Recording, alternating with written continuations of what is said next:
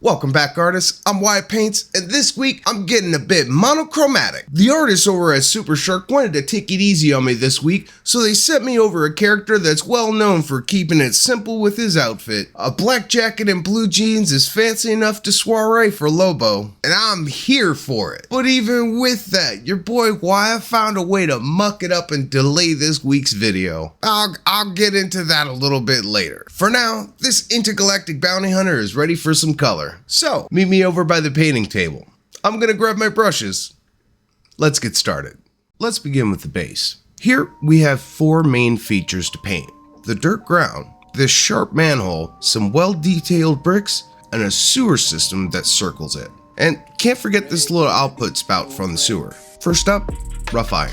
Applied with a medium dry brush, this is to base the manhole cover and the pipe. When laying down metallics, 100% coverage is not necessary over black. In fact, 85% patchy coverage is ideal for the look that I want. Now, usually, it's suggested that you do metallics last. This is mainly to keep your rinse water metal flake free, but here I want to do them early. That way, any overpainting from the dirt will just look like added weathering, while overpainting of metallics on the dirt would require a repaint. You gotta work smarter, not harder. Next, to bring out the details of our metals, hammered copper. This was applied as a light dry brush to slowly bring out the details. So you'll want to utilize a texture palette or heavily use the back of your hand to check your paint load before you touch your model. For the surrounding ring, I just want to catch the bolts and the edges of the sharper details. And when it comes to the manhole cover, you gotta use a lighter hand because it can get too bright very fast. So kind of ride the brakes here. And the same thing goes for the spout. It's really easy to overdo this set. So as soon as you start to see the color show up, question if it needs more.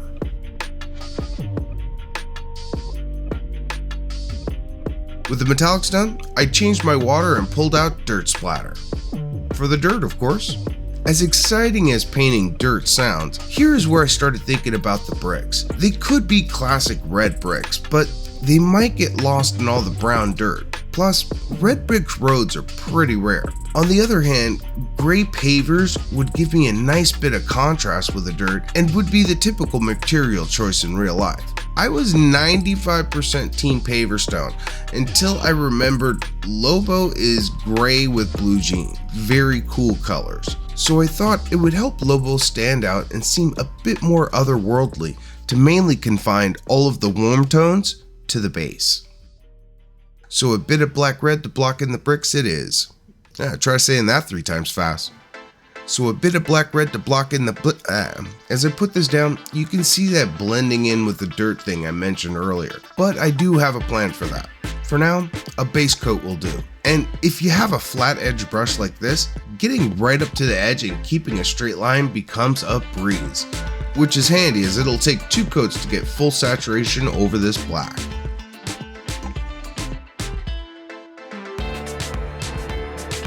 Now to mix some extra brick colors, starting with scar tissue. When working with bricks, if you don't have a varying degree of color, they'll look pretty synthetic. So a mix and match of slightly pink or slightly orange will add a subtle touch of realism to your work. You should try it out sometime. There's no real hard method to this. Starting with a pink mix, I just pick a brick and base it. Then moving in one direction, skip 1, 2, or 3 bricks and paint another, and so on until you complete a loop. Then it's time to change color, this time to mythical orange and vermilion. This might seem very bright, but it's fine. It's going over a dark base and we'll have a dry brush filter after so it'll meld in. Again, pick a brick, skip around until you loop back. And don't forget to paint the sides and underside as well. After a few minutes for the bricks to dry, it was time to highlight the dirt with earth. This was a medium strength dry brush, but the colors are so close, it'll take a while to notice that buildup of the new color. It's important to take care of this, as getting a bit of brown on the brick now will just look like a bit of weathering dirt creep, which actually comes in handy when highlighting those areas between bricks. And since the bricks are sticking out of the dirt, it'll be a whole lot easier to isolate them when we highlight them next. And for that highlight, we're going to be using vermilion. This will normalize all the bricks towards that classic brick red, while still letting the base hues add variation. But you have to be careful with this dry brush and keep it very light and controlled, or you risk getting too much coverage and all of your bricks end up looking the same again.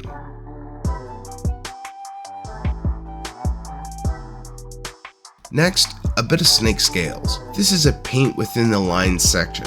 Just take extra care not to overpaint on the bars while you're getting the necessary 2 to 3 coats. Next, I'm trying out some disgusting slime effect paint from the Fanatic line. I imagine this to be a lot like a blood effect paint, but in green, so a bit of a splotchy application seemed appropriate. After, it was time to throw some shade, and in this case it's going to be Nolan oil. First making sure my cover was well darkened. Then for each of the bricks, all of the cracks got a nice oiling and each one got a nice ring outline for a bit more contrast from the ground.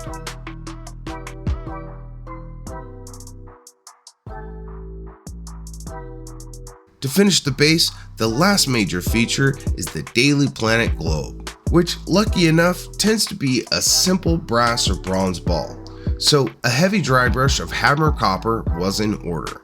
While I did think about doing heavy weathering and patina, in most of my memories of the iconic building, the globe is always gleaming. And since it seems this collapse was very recent, I'm gonna keep the weathering to a minimum. That said, I gave it an all-over wash of dark skin wash. It has a subtle and brown tints that look gorgeous on bronzes.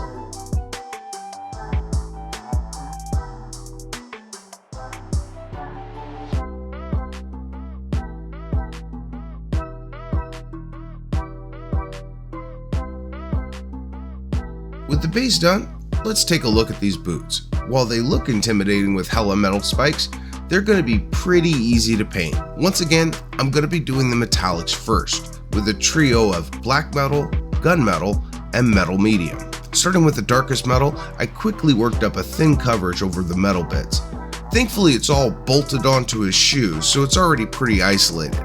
But if any of the metal gets on the underlying boot, it won't be a big deal, so don't stress over it too much.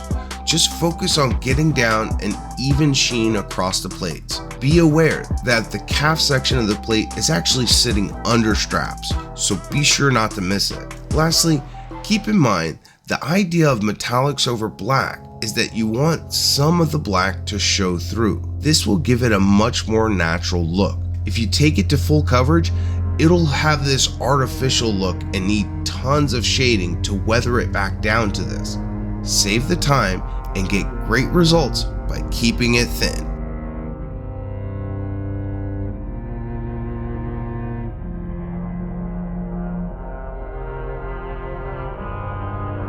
As I move on to gunmetal, I'm lightening my strokes and leave less pigment on my brush in order to target just the edges of the details. So it's going to take a bit more motivation to get this highlight to creep too far from the edge, which is something I'm looking for in these larger panels. This will help give me a visual contrast from the black leather that I'll add later. And building up a slight grain on these edges only adds to the realism for very little effort.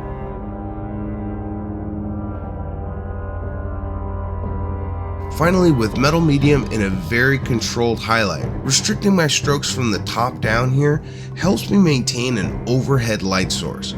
But you only want this to kiss the edges. If you do too much and pull a grain, it can interfere with the one that we laid down earlier. Here, less is more. Now for the leather portions. I thinned down some black paint with black wash. This way, I keep the inky blackness of a flat black with the satin finish of the wash. Plus, if I overpaint on any of my silver bits, it's a whole lot easier to clean up. And if you thinned it down enough, a bit of the silver overspill will still be visible through the first coat, so a second coat may be needed. But the goal here is to have that silver overspill act as an undercoat and give us a pre-highlight for free. So keep the mantra, darken it down, but not too much.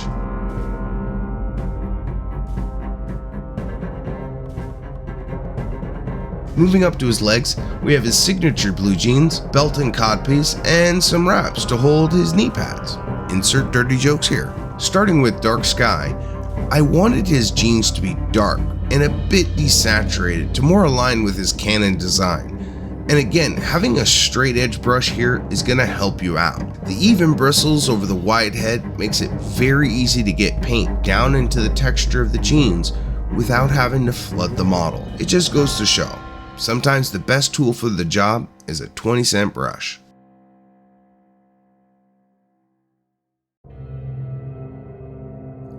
To highlight, Griffin Blue. Keeping with the desaturated plan, this color is to dry brush the general grain of the jean and add stress. So while I'm being sure to hit all of the major ripples, I also want to add a bit more to the tops of the thighs where you'll typically find wear patterns. And by that logic, millions of miles riding on a space hog should stress the rear as well, but to each their own. I'm here to show you the tools. What you make is up to you.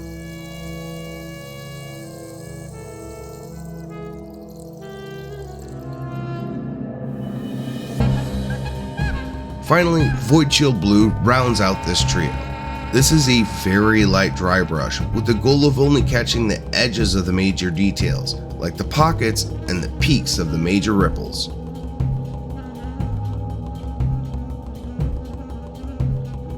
Next, I pulled out mummy robes to handle his knee wraps. Pretty easy peasy lemon squeezy. Just don't paint above the top line and you should be good.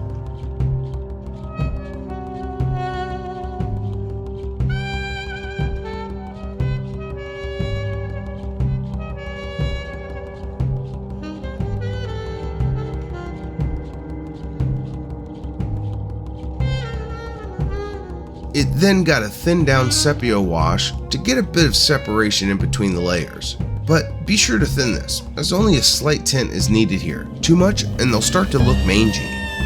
Next, his codpiece and belt spikes got the same 3 metal treatment to maintain consistency, not cause it's easy. Okay, maybe cause it's easy.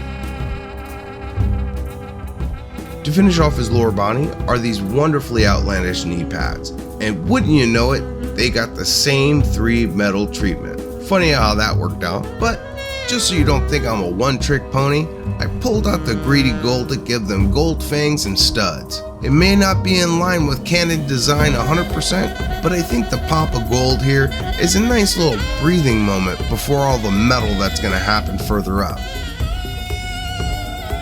And here's where we pause. You see, in my workflow, when I'm about halfway done, I like to dump all the footage I shot onto my PC and start editing. And when I did that this day, I don't know how it happened, but I couldn't find most of the footage I shot. I was cooked. This video was already running late and I was stirring down the prospect of putting out a half video. So I did what had to be done, primed it to black, and repainted it. Clearly, as you are aware, I was able to find the lost footage, but not after I did the full repaint. So while I repaint some parts in the camera of shame, I'm going to take a few moments to thank my subscribers over on Patreon. As we creep up onto year 2 in the channel, your continued support goes a long way in keeping the lights on.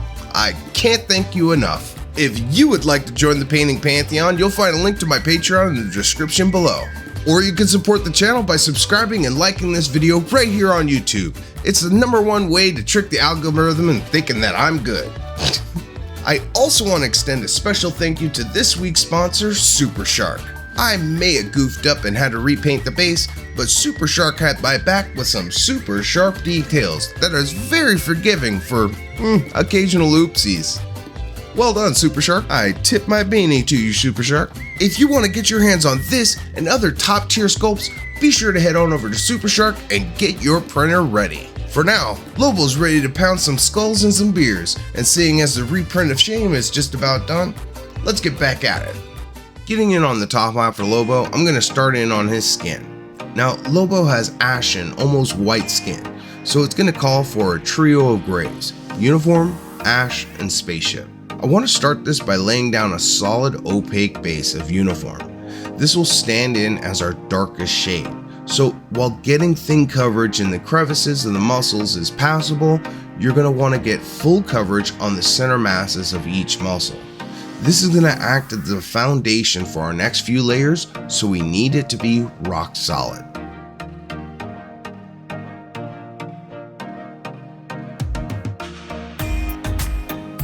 Once the base was down and solid, it was time to highlight with Ash and Spaceship, along with a 50-50 mix for the transition. For this first color, I try to take it all the way to the edge of any clothing and just barely creeping into the deeper muscle valleys, all while getting full coverage of the majority of the skin. Then with the next step up, covering a smaller area, creeping back the highlight to the flats of open skin, followed by Spaceship in an even smaller area of the skin. And keep in mind, while the transitions may look a bit harsh while the paint is still wet, as it dries, it will blend in more on its own, so long as you're properly thinning your paints and using a wet palette. I don't really stress extra equipment unless it helps, and when it comes to skin, a wet palette is a game changer. Even if you make your own, the added work time with your paint is worth the effort. And when it comes to doing multiple sections of skin like this, it lets me focus on one section of skin at a time, painting it to completion without any worry of my paints drying or needing to mix more. Sometimes just working on one section lets me lock in easier and really paint my best, because I don't have to paint all of the skin, not really. I just have to paint this one arm well, and then another, and so on, until Lobo is looking nice and fleshed out.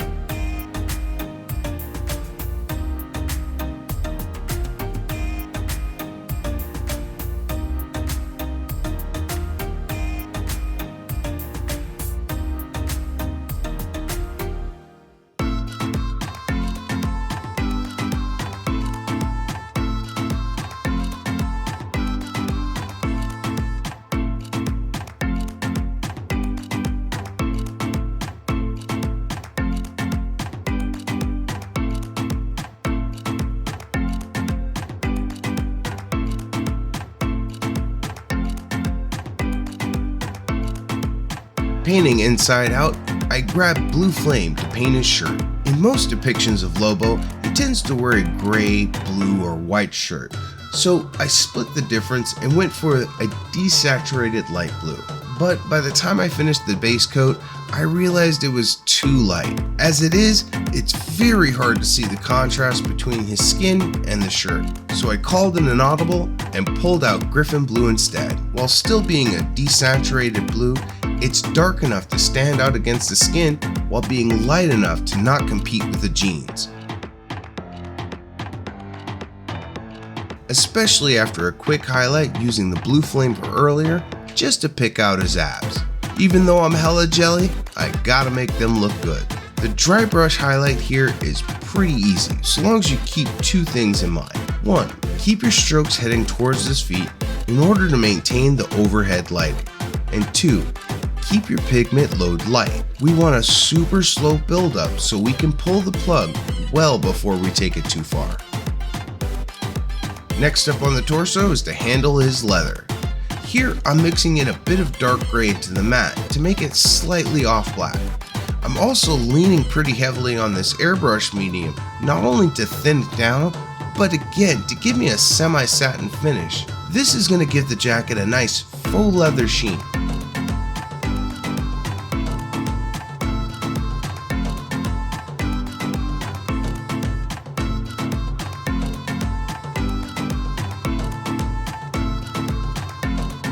Now for his little shoulder wings with hardened carapace. This will give me a very dark but still slightly brown contrasting fabric for those getting close enough to notice. It's a small thing, but it's a me thing. Next, the leather all over needs a highlight and a bit of weathering, which we can do in one step with a touch of dungeon gray.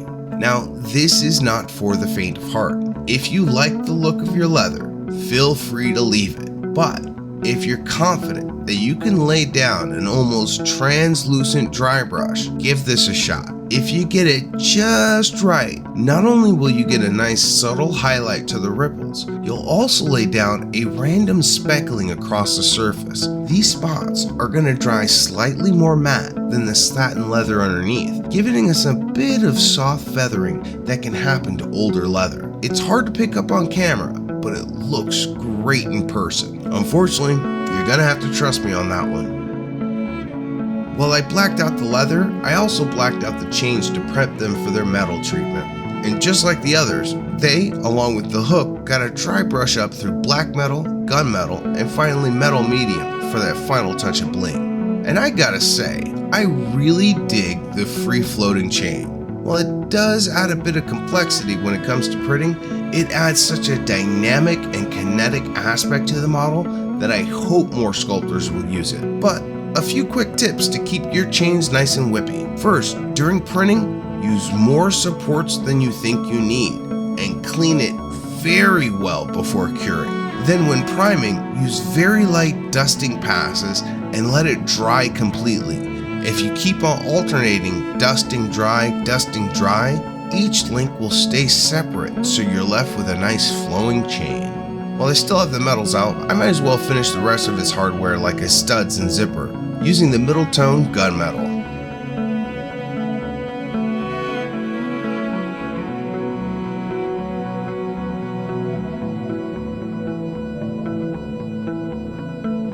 And of course, these all need a quick shade of Nuln Oil before we move on. Thin, quick, and moving on to the next detail.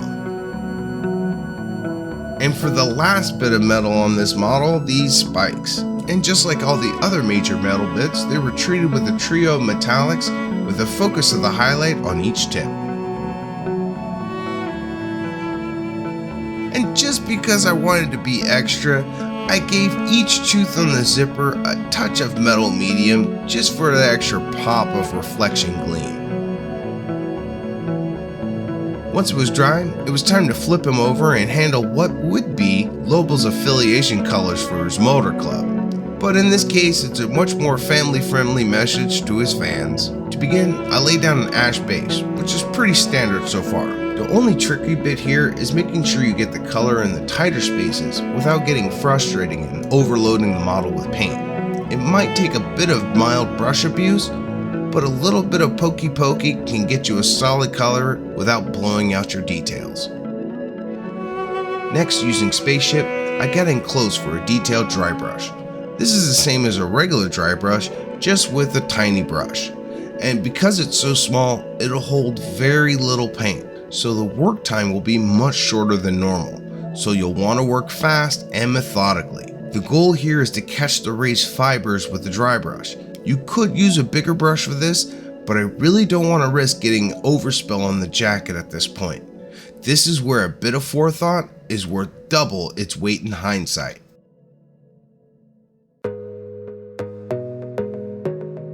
With his patches down, Vermilion came back out to block out the lettering. Take your time.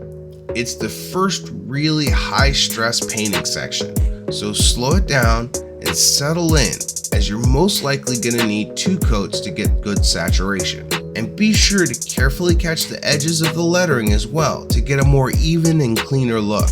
And good news, due to the nature of the fabric used in these patches, no highlight will be needed here. Heck, it looked good enough to leave as is. And move on to the wings with Basilisk Brown. Just like the ash earlier, we need a solid base here, so a bit of brush abuse will be needed. Personally, I suggest choosing a brush that has been acting wrong lately, and make all the other brushes watch. Gotta teach them to treat you right? Gotta teach them right! Gotta keep them in line! After drying, I felt it could be a touch darker, so I went ahead and hit it with an all-over sepia now, so that my highlight later could really pop.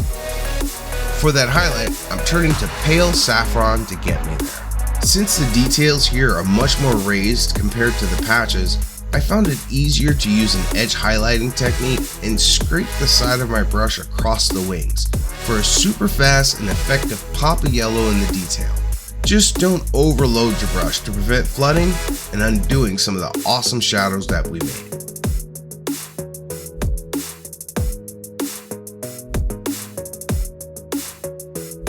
Now for the centerpiece of the jacket, the skull. And I'm grabbing dead flesh to start me off. This is not a highly technical area to paint, but it will test your patience. Painting light tans like this over black is going to take several passes to get a full opaque coat.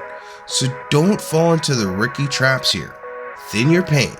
Yes, it'll take more coats to finish, but that finish will be smooth.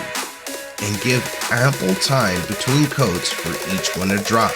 Coming back too soon will result in tearing and an all-over chunky final look.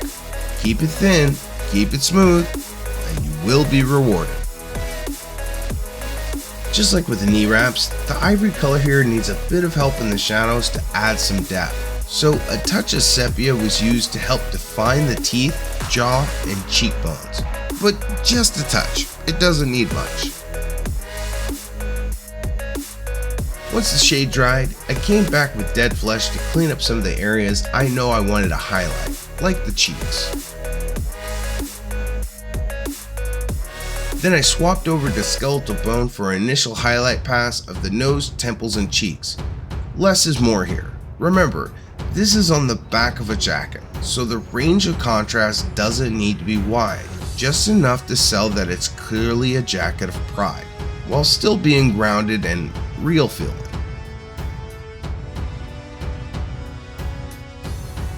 Finally, it's time to head up to, well, the head. Starting with his teeth, a bit of that light ivory mummy robes I used earlier.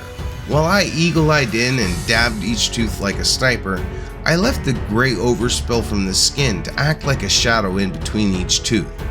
It's one of those times having a steady hand and the confidence to use it can save you time.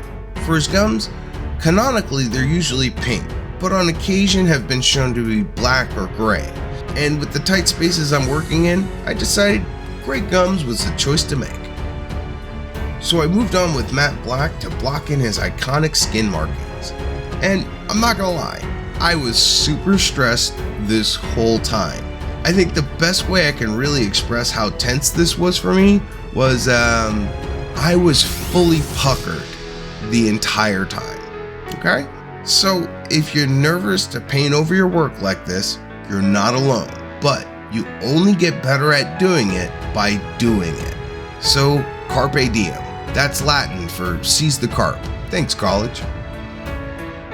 For the cigar, I wanted a lit one, which is kinda easy, and with a bit of practice, you can make some really cool looking effects. It starts with a basic brown for the main body, then using a bright yellow to hit up the last half a millimeter or so. You can make the cherry of the cigar longer, but it's easier to pull off the more reasonable you keep it. Following this with a bit of orange covering most of the yellow. You still want a band of it showing in between the orange and the brown. Follow this with a bit of bright red, again leaving a thin band of orange visible.